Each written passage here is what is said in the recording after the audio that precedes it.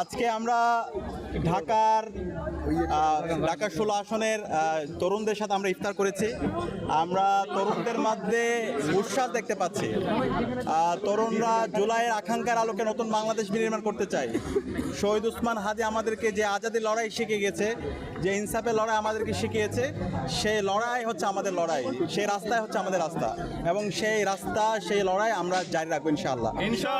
জুলাই বিপ্লব পরবর্তী আজকে বাংলাদেশের মানুষের আকাঙ্ক্ষা হচ্ছে একটি নতুন বাংলাদেশ, যে বাংলাদেশের মধ্যে চাঁদাবাজি থাকবে না, যে বাংলাদেশের মধ্যে সন্ত্রাস থাকবে না, রাহাজানি থাকবে না, দুর্নীতি থাকবে না, মাফিয়াতন্ত্র থাকবে না, কারোর উপর কোনো জুলুম চলবে না।